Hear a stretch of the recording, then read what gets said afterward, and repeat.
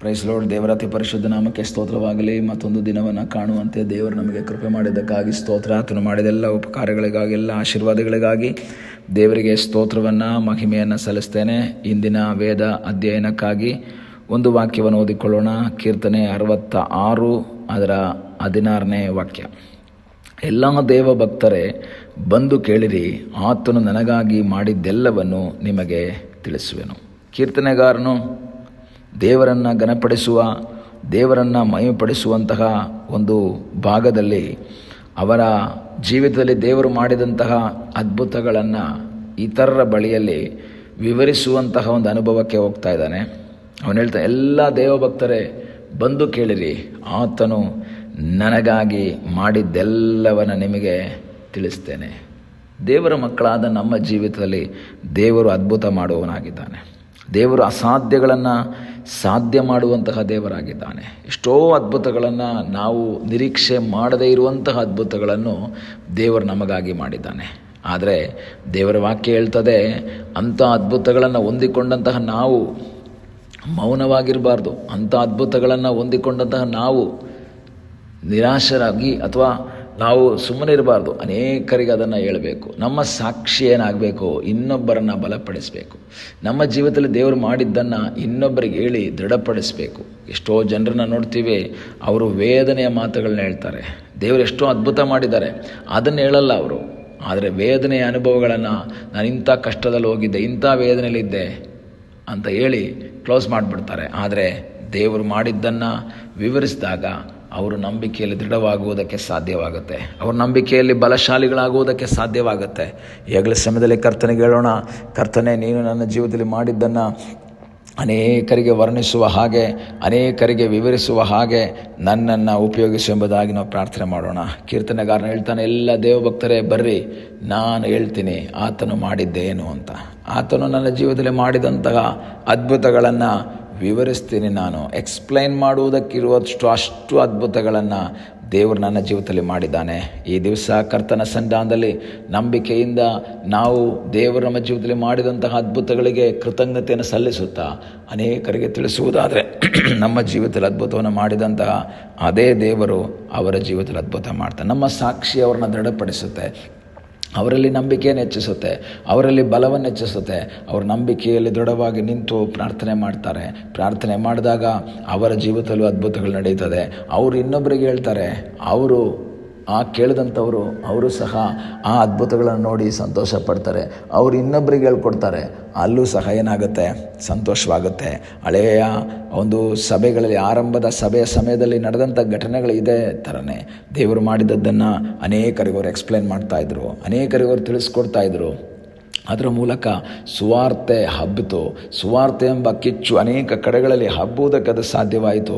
ಅದರ ಮೂಲಕ ಅನೇಕರು ಯೇಸು ಸ್ವಾಮಿಯನ್ನು ಕಂಡುಕೊಳ್ಳುವುದಕ್ಕೆ ಸಾಧ್ಯವಾಗಿದ್ದರೆ, ಈ ದಿವಸ ಕರ್ತನಿಗೆ ಹೇಳೋಣ, ಕರ್ತನೆ, ನನ್ನ ಜೀವಿತದಲ್ಲಿ ನೀನು ಮಾಡಿದ ಎಲ್ಲ ಉಪಕಾರಗಳಿಗಾಗಿ ಸ್ತೋತ್ರ. ನೀನು ಮಾಡಿದ್ದನ್ನು ನಾನು ವಿವರಿಸ್ತೇನೆಪ್ಪ. ನೀನು ಮಾಡಿದ್ದೆಲ್ಲವನ್ನು ನಾನು ಹೇಳ್ತೀನಿ. ಯಾಕೆಂದರೆ ಇದೇ ಕೀರ್ತನೆಯಲ್ಲಿ ಅವನು ಹೇಳ್ತಾನೆ, ಏನಾಗಿದೆ ನಾವು ನೋಡಬೇಕಾದ್ರೆ, ನಾವು ಅದರ 10ನೇ ವಾಕ್ಯದಿಂದ ಓದುವಾಗ, ದೇವರೇ ನಮ್ಮನ್ನು ಶೋಧಿಸಿದಿ, ಬೆಳ್ಳಿಯನ್ನು ಪುಟಕ್ಕೆ ಹಾಕುವ ಮೇರೆಗೆ ಶುದ್ಧ ಮಾಡಿದ ಎಲ್ಲವನ್ನು ಹೇಳ್ಕೊಂಡು ಬಂದು 12ನೇ ವಾಕ್ಯದ ಕೊನೆಯ ಭಾಗದಲ್ಲಿ ನಾವು ನೋಡ್ತೇವೆ, ನಾವು ಬೆಂಕಿಯನ್ನು ನೀರನ್ನು ದಾಟಬೇಕಾಯಿತು. ಎಲ್ಲ ವೇದನೆ ಅನುಭವಗಳನ್ನ ಹೇಳ್ತಾನೆ. ಆದರೆ ಫೈನಲ್ ಆಗಿ ಹೇಳ್ತಾನೆ, ಆದರೂ ನನ್ನನ್ನು ಸುಸ್ಥಿತಿಗೆ ಪಾರುಗಾಣಿಸಿದ್ದಿ. ಆದರೂ ನಮ್ಮನ್ನು ಸುಸ್ಥಿತಿಗೆ ಪಾರುಗಾಣಿಸಿದ್ದಿ. ನಮ್ಮ ದುಸ್ಥಿತಿಯನ್ನು ಹೋಗಲಾಡಿಸಿ, ನಮ್ಮ ಕಷ್ಟವನ್ನು ಹೋಗಲಾಡಿಸಿ, ನಮ್ಮ ನಿರಾಶೆಯನ್ನು ಹೋಗಲಾಡಿಸಿ, ನಿಮ್ಮನ್ನು ಸುಸ್ಥಿತಿಗೆ ತಂದಂತಹ ದೇವರ ಆ ಆಶೀರ್ವಾದವನ್ನು ಅನೇಕರ ಬಳಿಯಲ್ಲಿ ಹೇಳಬೇಕು, ಸಭೆಯಲ್ಲಿ ಹೇಳಬೇಕು, ಅನೇಕ ವ್ಯಕ್ತಿಗಳಿಗೆ ಹೇಳಬೇಕು, ಯೇಸುಸ್ವಾಮಿ ನಂಬದೇ ಇರೋರಿಗೆ ಹೇಳಬೇಕು. ದೇವರು ನನಗೋಗಿ ಇದನ್ನು ಮಾಡಿದ್ದಾರೆ, ನಿಮಗೂ ಮಾಡ್ತಾರೆ. ನನ್ನ ಸಾಕ್ಷಿ ಅನೇಕರನ್ನು ದೇವರ ಕಡೆಗೆ ನಡೆಸುವಂಥದ್ದಾಗಬೇಕು. ನನ್ನ ಜೀವಿತದಲ್ಲಿ ದೇವರು ಮಾಡಿದಂತಹ ಅದ್ಭುತಗಳನ್ನು ಹೇಳಿ ಅವರನ್ನು ಕ್ರಿಸ್ತನ ಬಳಿಗೆ ನಡೆಸುವಂತಹ ಒಂದು ಅನುಭವ ನಮ್ಮಲ್ಲಿ ಉಂಟಾಗಬೇಕು. ಈ ದಿವಸಗಳ ನಂಬಿಕೆಯಿಂದ ದೇವರ ಸನ್ನಿಧಾನದಲ್ಲಿ ಪ್ರಾರ್ಥನೆ ಮಾಡುವುದಾದರೆ ಅದ್ಭುತವನ್ನು ಮಾಡುವ ಸರ್ವಶಕ್ತನಾದ ಒಬ್ಬ ದೇವರು ನಮಗೋಸ್ಕರ ಇದ್ದಾನೆ. ಈ ಸಮಯದಲ್ಲಿ ನಮ್ಮನ್ನೇ ಒಪ್ಪಿಸಿಕೊಟ್ಟು ಹೇಳೋಣ, ಕರ್ತನೆ, ನಿನ್ನ ಸಾಕ್ಷಿಯನ್ನು, ನೀನು ಮಾಡಿದ್ದೆಲ್ಲವನ್ನು ದೇವರ ಅನೇಕರಿಗೆ ಹೇಳ್ತೀನಿ ಸ್ವಾಮಿ. ನೀನು ಅದ್ಭುತ ಸ್ವರೂಪನು, ನೀನು ಪ್ರೀತಿ ಸ್ವರೂಪನು, ನೀನು ನೀತಿ ಸ್ವರೂಪನು, ನನ್ನಲ್ಲಿ ಅದ್ಭುತ ಮಾಡಿದ್ದೀಯ ಎಂಬುದನ್ನು ನಾನು ಅನೇಕರಿಗೆ ಹೇಳಿ ಅನೇಕರನ್ನ ನಿನ್ನ ಬಳಿಗೆ ನಡೆಸುವುದಕ್ಕೆ ನನಗೆ ಕೃಪೆ ಮಾಡು ಎಂಬುದಾಗಿ ನಾವು ಪ್ರಾರ್ಥನೆ ಮಾಡಬೇಕು.